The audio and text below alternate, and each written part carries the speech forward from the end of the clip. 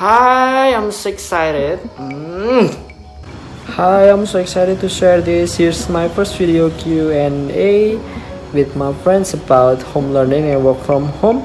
Jadi nanti saya mau cari tahu gimana pengalaman mereka selama menjalani work from home and home learning. So, stay tuned.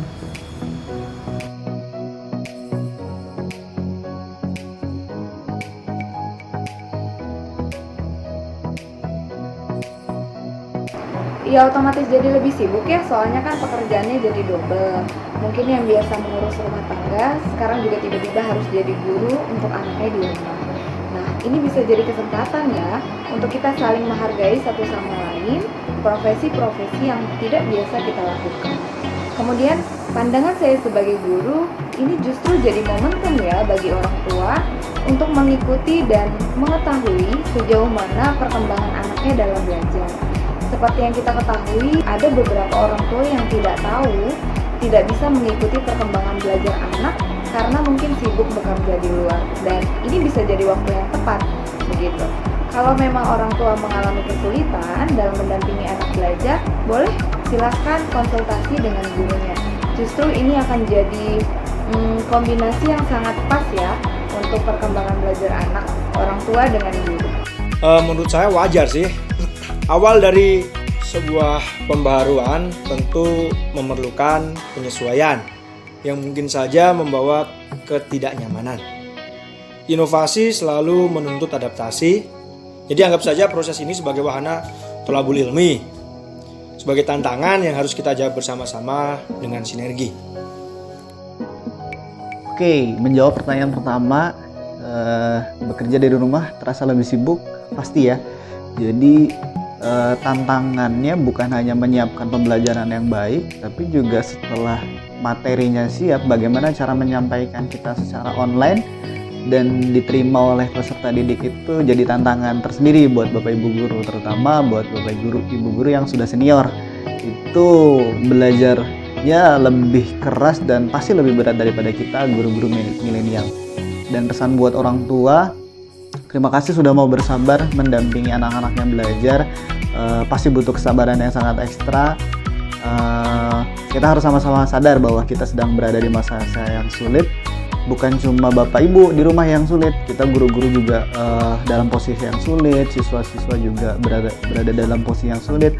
Tapi kita harus ingat bahwa Allah menyiapkan dua kemudahan dalam setiap kesulitan. Jadi semoga kita bisa kembali dalam keadaan yang sehat setelah wabah ini dan dalam kondisi yang lebih baik.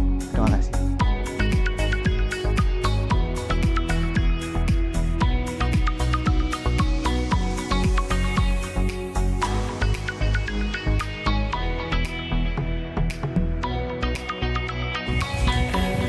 Tentang menjadi lebih tidak kompetitif saat work from home. Well, as a teacher, I don't think we are in a competition even before this coronavirus. Itu menurut saya sih. Jadi menurut saya iklim yang lebih tepat buat kita sebagai guru tuh share and learn gitu, bukan berkompetisi.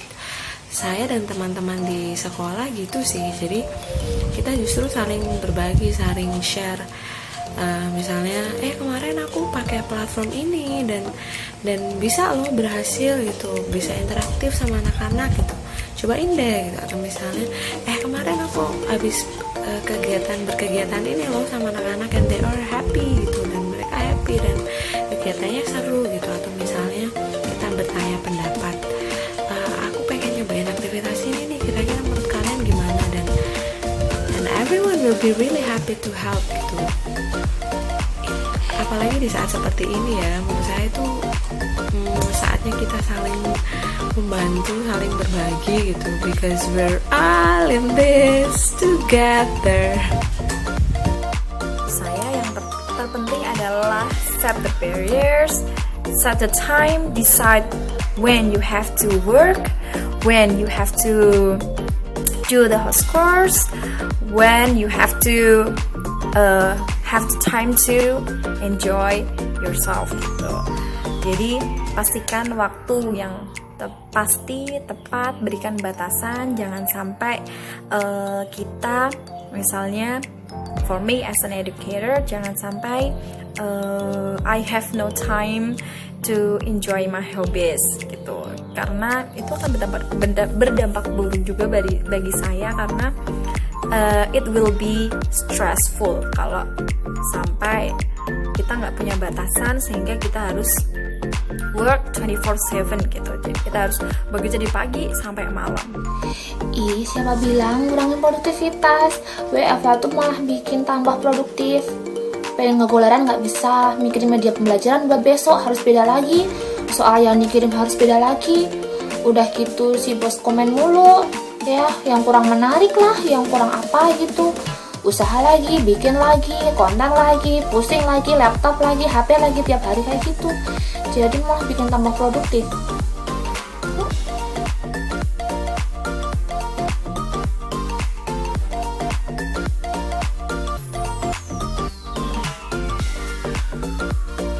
Gimana sih menciptakan kondisi belajar yang menyenangkan di rumah? Nah, berikut ada beberapa tips dari saya yang mungkin nanti bisa diterapkan oleh orang tua di rumah. Yang pertama adalah kaitkan materi pembelajaran dengan hal-hal yang biasa dilakukan di rumah. Yang kedua adalah pilihlah waktu yang paling tepat untuk mendampingi anak belajar. Yang ketiga adalah lakukan refleksi ketika proses pembelajaran sudah selesai.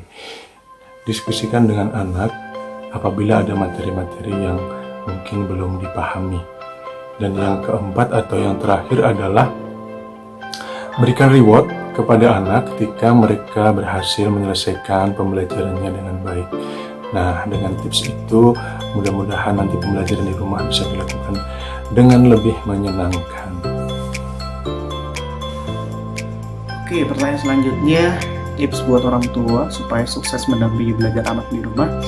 Mungkin satu saja dari saya, usahakan ketika mendampingi anak belajar di rumah, orang tua tidak dalam kondisi stres atau merasa terbebani. Kenapa? Ketika orang tua sendiri sudah merasa terbebani atau stres, maka proses pendampingan belajar yang seharusnya terjadi dan berjalan baik tidak akan berjalan sebagaimana mestinya. Mudah-mudahan baik dari guru, sekolah maupun peserta didik bisa menentukan saat yang tepat untuk melangsungkan atau melaksanakan proses pembelajaran dari rumah. Tips orang tua dalam mendampingi anak, wah ini susah ini karena saya belum punya anak. Pada dasarnya setiap anak memiliki segudang keingintahuan dan kecintaan akan belajar. Anak-anak pada hakikatnya akan suka mempelajari apa saja yang sesuai dengan kebutuhan dirinya. Nah, untuk itu perlu sinergi antara guru dan orang tua.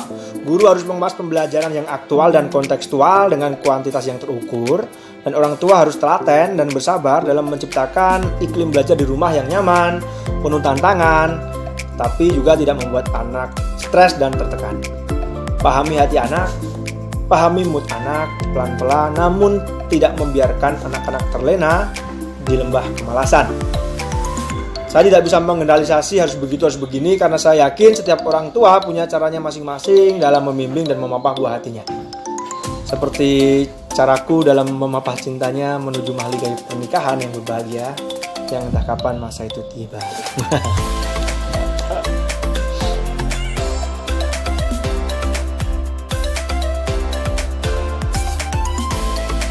Hal menarik saat pembelajaran daring atau dalam jaringan yaitu ketika memberikan anak tugas-tugas.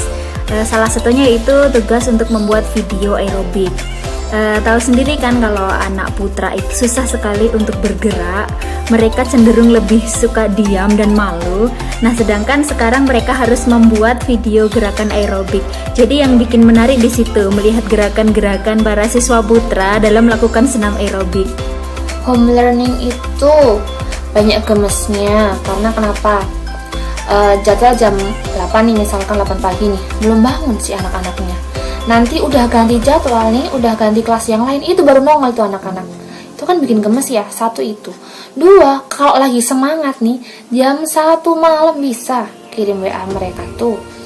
Terus apalagi ya? Oh, kalau kelasnya kan sebenarnya saya tuh bukan guru di sekolah, tapi guru di bimbingan belajar. Jadi kelasnya kan macam-macam ya. Kalau pas kelasnya cowok semua, dicuekin, ditinggal game, PUBG, Mobile Legends kayak gitu. Kalau kelasnya cewek, soal nih, baru juga berapa menit, udah selesai, padahal stok soal habis, gitu.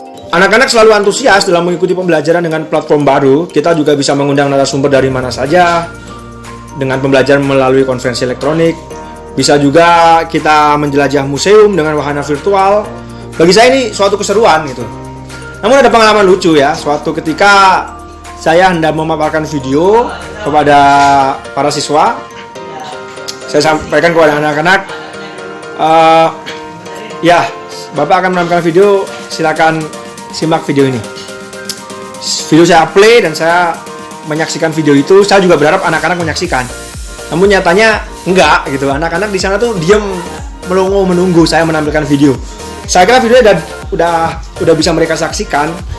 Ternyata belum. Itu awal-awal adaptasi dulu. Nggak lucu ya, garing ya. Sorry. Nah, itu tadi jawaban-jawaban luar biasa dari teman-teman saya. Kita jadi tahu banyak perspektif mereka mengenai kondisi yang sedang kita alami saat ini. Semoga Q&A kali ini bermanfaat. Ambil positifnya, buang negatifnya. Tetap semangat, tetap sehat. Jaga diri, jaga tubuh. Makan makanan yang bergizi. Tingkatkan empati. Mari kita sama-sama berlatih berempati. Saling menghargai dan saling mendukung. Inilah momen tepat untuk kita sadar diri, untuk belajar lagi, meningkatkan kualitas diri. Insya Allah semuanya akan berjalan dengan baik. Semangat! Jadi saya baru habis selesai baca sebuah buku, namanya This Is Where I Leave You, dan ada satu quotes yang menurut saya somehow cocok juga sih untuk situasi kita saat ini. Dia bilang, the past is prelude and the future is a black hole, but right now, hurling north across state lines for no particular reason, I have to say, it feels pretty good to be me. Jadi apapun ketakutan, ketidakjelasan yang kita hadapi sekarang, it is what it is. Itu yang kita punya sekarang gitu. So things can be good or bad, but life doesn't stop for anybody, and it goes on. So chin up and get ready to run. Yay! Mudah-mudahan kondisi segera normal kembali, wabah COVID-19 segera berakhir, dan kita bisa melakukan pembelajaran seperti biasanya, bertatap muka, dan kita bisa bersenang-senang kembali di sekolah. Ayo semangat, kita pasti bisa melewati ini semua. Ya, tetap jaga kesehatan, jaga kebersihan, makan makanan yang sehat, tetap bahagia, berpikir positif supaya imunnya semakin kuat. Kalau bisa di rumah, mah di rumah aja ya. Ngikut, manut, nurut sama perintah, stay at home. Jadi besok kalau ada yang bilang stay in my heart, itu udah siap, oke?